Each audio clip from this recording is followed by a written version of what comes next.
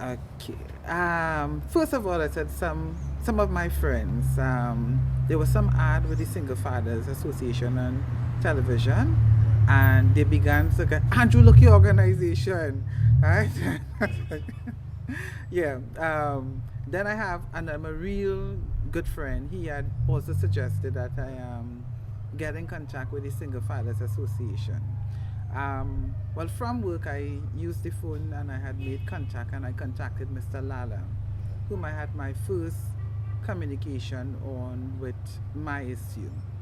Right? I'm a father of two, divorced, and it has been a long struggle with the children's mother in terms of being a father to my children. Right? Back then, I had an interim order which would have given me alternate weekends where the children would have spent the majority of time with her. Even in that order, she would breach the order. So it's like whenever she feels I should see the children, I would have to go with it. And again, more probing that, listen, join the Single Fathers Association and, join the men that need you there and you need their support to go through. So that's what brought me to the Single Fathers Association. Right. And your issue, you mentioned you had an issue. Look at your mind going into the issue particularly. Yes, the issue you wasn't seeing your children, but what happened in the court matter when you got to court? The matter is finished now, right? Yes, the matter is finished. However, in August this year, which was like a long 5-year period in court, the court finally granted sole custody and care to me of the two children, where it's now where the mother would get them alternate weekends, public holidays, and specified vacation time. For the first vacation after the court order take effect, which would have brought us to September. So September 18, she came the night to receive the children. And of course I allowed them to go because I'm in all goodness of heart. She left on the 20th when I was expecting back my children home. That's when we had problem. So the 20th at 6:18 p.m. I received a text from the mother saying, we on our way. So I relaxed myself, and because I don't want to be like how she was, where everything was police. Right? And after that, 7 o'clock passed, 8 o'clock passed, and I was like, where this lady is? Because to come from Port Bay to San Fernando can't take so long. But I was like, okay, don't press it, relax yourself. At 8:50 p.m., I received a telephone call from the Child Protection Unit, that's the South Branch in Oropouche. And one Corporal Figaro Sideno identify herself as the person and let me know that my children will not be coming home to me as to be because an allegation has been made. So I was like, ma'am, what allegation could be made? Listen, there's an allegation made against you and your children will not be returned to you until we complete investigation. So I was like, listen, it's after 8. 8 o'clock is my children's bedtime, and I'm coming for my children now. Where are they? She's like, you're not going to be allowed to see the children, and then hung up the phone on me. So the following day, I went to the former school, and I spoke with the principal there, and she had directed me, well, they have a social worker she would have gotten in contact with, who would have given me more information as to how to go about stuff. Then I was directed to go to the head of the Child Protection Unit, which is Superintendent Pesnell, and I visited her on the 21st of September to find out what's the status and everything. She then informed me, because she called, and the allegation was that I touched my daughter's vagina and told her to say it's someone else. Now, mind you, I felt insulted at that one because I keep informing them, hey, I'm a health professional. I'm a health practitioner. And this kind of thing cannot be part of me because I work with not only children but adults. And this is smearing my professional image, which I will not take lightly. She said, okay, the process is they have to do, they did an initial physical examination, which was cleared as no trauma or no injury to my daughter's vaginal tissues. Secondly, she said, okay, they have to do a forensic interview with the children's authority. Now, okay, so that went on. It was the week of independence, so therefore, with a short week, and well, it wasn't just the short week. As a result of the mother not answering her phone, because they placed the children as the child protection unit, entrusted the children back to the mother. Right? They said she is going to be the one responsible for them because they're moving them from under me. The Children's Authority clearly stated that they did not remove the children from under my care, right? And that at first it concerned me that why it is that they keep reiterating that I get this message that the Children's Authority was not responsible for removing the children, right? And okay, finally I went and I saw DCP Allen, and she said, listen, you all need to get the Children's Authority on board immediately and fully thing. And with that, they called the mother, and there they arranged to have the forensic interview. Upon completion of the forensic interview, what I was notified of by the Children's Authority is that all they could have told me is that the allegations are unsubstantiated and they will forward their report to the Child Protection Unit. After that, I got a call from Superintendent Pesnell, who told me that they wanted me to have an interview with the leading investigator. I asked her, who is the investigator? She told me Corporal Sidendo. Well, I say, I'm sorry, I will not be having that. As a matter of fact, you have no evidence, and then the Children's Authority told you that the allegations are unsubstantiated. I will not further promote the nonsense that you all want to, so I will not subject myself to any interview by your agent. So then she said, okay, they will forward the file to the DPP for his advice in the matter. I mean, what length period are you talking about here? All these things are talking about? 66 days. Wow. So 66 days without your kids. I had no contact, not even telephone contact, even though I highlighted to both the CPU and the Children's Authority. Even when my children's birthday came around, I didn't myself get to say hello to them, didn't myself get to see them. All on an allegation. Yes. An allegation with which they had no evidence to support. Yeah. All right, continue. Right. Again, another matter for me was the children being out of school for this length of time, because all of this period of time, all the children were just at home with the mother. No school for those No 66 school. days. Wow. Right?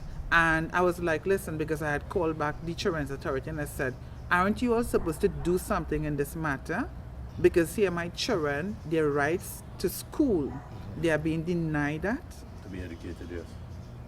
Right? They did investigate and they notified me, yes, they found out the children are not going to school. And I'm like, are you going to take any action? No action was taken. By the Children's Authority? No. All right? Despite, in all of this, the Children's Authority have been more accommodative. But if I have to give any input from a professional standpoint, definitely our Child Protection Unit is a waste of government and our country's money. You need new people there, new blood, people who have understanding. As a matter of fact, one of the things that I hold today, in all of this that has happened, the wrong that has been meted out against me, the Child Protection Unit, has not even afforded a simple, sir, I'm sorry for all the inconvenience that you have suffered over this period of time. Right? None of them stood up to say that. On the 24th, 24th of November, when my children was returned, I wrote to the the Child Protection Unit on the 25th of November. I hand-delivered the letter and I said, listen, I need a full report on everything that has transpired so that I could use that in my new application for a variation in the court order. It is, almost 3 weeks later, and no report. When they had, you said you get a report from the DPP. So now the last information that was transmitted to me, which would have been on Monday, was that the investigating officer is doing something. So what?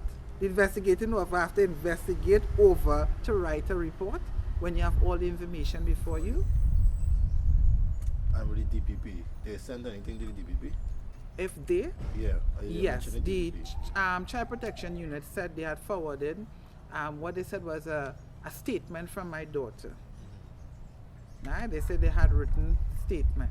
So I was really interested to see it.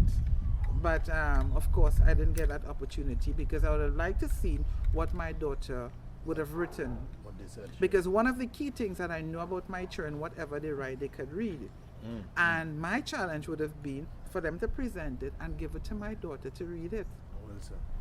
But I know that would have not come to pass as I could stand now and say it didn't come to pass. But as a man, how do you really feel? As As a a human, m- not just as a man, just as a human being. Well, I'm glad you put it in that perspective because as a human, I felt that my dignity has been shredded, right? Even my own sense of self and trust has been eroded. Whom do I trust? Whom could I trust? With it because my daughter came back and was the same little girl that left me the Friday night. But when it came now, because of course as father, and of course going through the situation, I wanted to get it addressed. So I'm like, okay, I can't put too much pressure, but I want to bring it out. So with both children, like when we're having breakfast, I always will try a conversation. And one of the questions I asked was like, children, do you all know why you all were away from your father for so long? And both of them, both my son and my daughter, were like, no, daddy. I was like, how you don't know why you're away? So why were you away? And I was like, mommy didn't want me to come to see you. I said, so what about for your birthday? Daddy, we were looking forward for you for our birthday, you know. Why you didn't come? And I was like, it's not that daddy didn't want to be there for your birthday, but based on the situation, daddy was blocked from seeing you and your sister. In addition to that, I put it to them, okay, I said, here what? You all know that you all went to the police? And I say, yes, daddy. So then my son was like, not me, no, daddy. I didn't say anything. It's my sister. She will say everything. So I was like, what did she say? So of course, initially my daughter was like, I don't remember. I said, you don't remember? Well, it's because of what you had said. That's why you were away from your daddy for such a length of time. So again, I asked the question. I said, listen, remember, daddy have been behind you all to speak the truth. All right? In all situations, you must speak the truth. Okay? And with a little more problem, then she came and she was like, daddy wasn't another policewoman, right? She had me to stand in a room and I had was to say your name. Right? I said, you said my name and what else? No, she asked me to say was to say your name. I said, okay. I said, when they came back, I went a little further. I said, do you remember telling them that I touch your vagina and tell you to say somebody else? Of course, she started to cry. Then I was like, listen, this is not the time to cry. First, I would like you to know, daddy forgive you. It is wrong. It was wrong of you, but daddy forgive you. I said, you know the truth. Did daddy do that to you? No, daddy. But mommy promised me that I will stay with her and she was going to do some other stuff for us. I said, listen, under no condition I want you to ever lie to daddy or lie for your daddy. If you see daddy doing something that is wrong and somebody asks you, tell them exactly what you saw, what your daddy did. And if your daddy tell you to say otherwise, tell your daddy, daddy, remember you tell me, do not tell lies. And that's how I have been managing with it. Well, the thing about it, with the mother included, one of the first things, that's why I look to the courts again to have what I will call justice and more relief, to have some form of supervised access for her. With the children, I would like to have what we would consider a normal day, where I don't have the fear. Because in all of this going forward, this allegation, although it has been false, it has serious implication. Right? You have tarnishing, because who do I trust? Again, it comes back to who do I trust? Because what has been wrong and false looks so believable. So I am forever concerned with the children being released over to the mother. Again, in all of this, I still had some bad situation, because the children came back to me on the 24th of November. On the 27th of November, I had where a marshal of the court, he works in the family court, came to my office to deliver an affidavit from the Court of Appeal. He did that, fine. The very said night, which was the 27th of November, he, along with the children's mother, their grandmother, maternal grandmother, 2 uniformed police officers and another woman came at my home, demanding that I hand over the children. Talking about 3 days later. After they gave it? Yes. Right? Pardon me? I said, how did that happen? Did they came with an order from the court or something? No, he came back with the same affidavit, but he served me Before, earlier? earlier in the day and told me get me an affidavit that I have to hand over the children. Wow. And I was like, very much interested. All right? But I said, okay, 2 things I would like you to know. This affidavit that you brought to me, it is dated the 11th of November, but it is stamped the 9th of November. Very interesting. I don't know who could tell me, because the attorney had to sign under the date. So if he signed under the date and there's an error, he would obviously observe that to see. So the filing date was late. So that's a miscue that I'm hoping the court's going to pick up and address.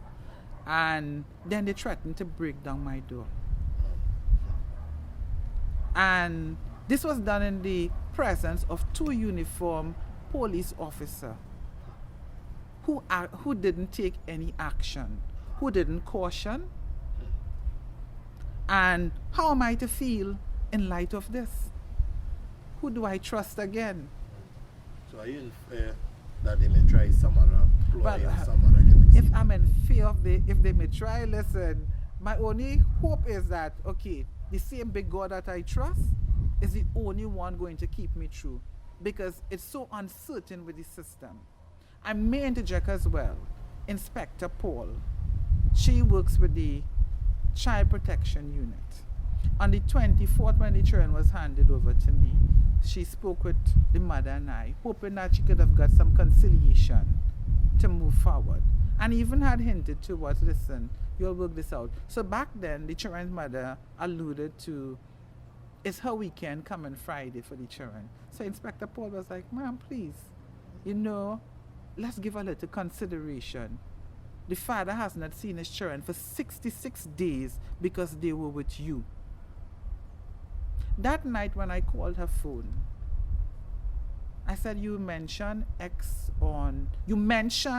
specifically that as the children now return to me, give a little time.